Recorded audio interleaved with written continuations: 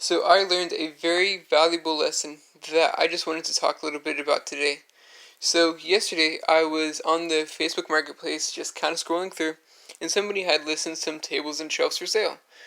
And on their third image, like not even in the description, they were like, "Hey, I'll sell you all this stuff on the table if you're interested."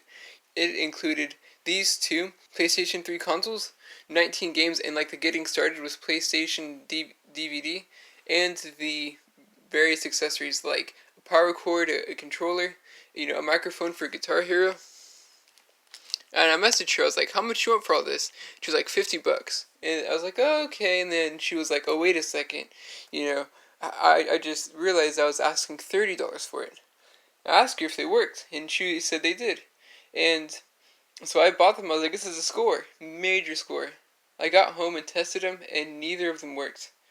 This one right here, you would think it works, right? It turns on, and all the proper white lights come on. But for some reason, the display just doesn't come up on the TV.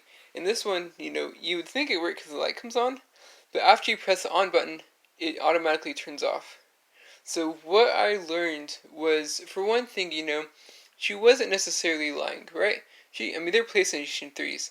She could have easily just unplugged them, put them in the garage, but a couple summers in Texas can really just mess up electronics like this and make them, you know, electronic that was working, not working. And I learned that, do not be afraid to ask somebody, that's claiming that the items are working to say, "Hey, can you just double check this for me? I'll pay an extra $5 or $6 or $10 because it really is worth it if something is that cheap to make sure that it works." And also, I should have asked, "Hey, if I paid a few extra bucks, would it be willing to consider a return or a partial return if for some reason I'm having trouble with some of these items?" Because a lot of times if people think their items work, they're willing to prove to you that they work for a few extra dollars or have a return policy. Another thing that I learned is to be on the lookout for broken consoles. Because believe it or not, these still sell for like $35 a piece on eBay for parts not working. And one of them turns on pretty good, and so it's not like completely broken. Some part of the console works. And, someone that knows how to fix them, I'd imagine it wouldn't be a super difficult fix. Definitely should see to get about $35 a piece for these. Also, I should be able to get about $3 a piece for this. And it still comes with the power cord and the controller, which the controller appeared like it worked because after I plugged it in, the lights came on and it seemed like it was charging good. And it even comes with the accessory and a charging cord for the controller too. So I should still be getting about $120 to $150 for this entire lot. By the way, link in the description, feel free to shoot me an offer if you're interested at all, because I consider any offer. So I should still be making money, but it's important to keep in mind going forward, because had I spent $1 a game and then another $30 a console, another like $70 or $80 on the entire lot, which would have been a good price if they were working still. Because working the console with like 5 games sells for about $80 to $90. I could have sold a console, 5 games, the cord, and a controller, got like $120, and had another lot for like the console, some games, the charging cord, and got about $80 to $90. I could have gotten about $200 to $220 in sales, which paying $30, I'm still making about $120 in sales from it. But with that being said, though, had I paid more money for them, I would be at a loss right now. So that's definitely something to keep in mind going forward. But also be on the lookout, because a lot of times people are like, "Hey, they have a console that just doesn't work.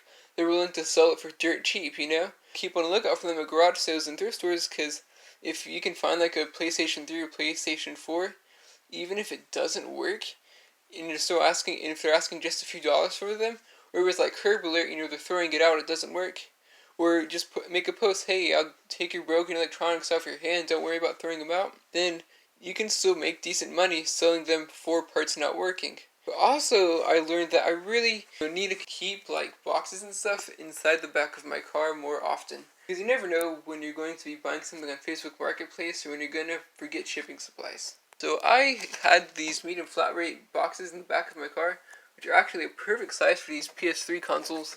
And it was good to have because, especially if they were working, it doesn't matter as much that they're not now that they're not working. But if they're working, that's just that much more protection that they have, so they won't get like banged up or broken or anything. And also, you never know when you're gonna, come across a whole bunch of books or something that people are just throwing out for free or giving away for free. So it's just a good idea to keep some boxes and packing material. Like one time I got, you might go to garage sale and get some mugs, but you're going to want to have like something to keep them protected. That's just something good to keep in mind. So yeah, just kind of recap, don't be afraid to pay a few bucks for extra bucks for a return policy to have someone prove to you that they're working, because sometimes, someone might have something that they think that works, but that really doesn't work. Also keep on the lookout for broken PlayStation 3s and PlayStation 4s, because 4 parts are not working, they still sell for decent money. And keep packing materials in the back of your car, because you never know.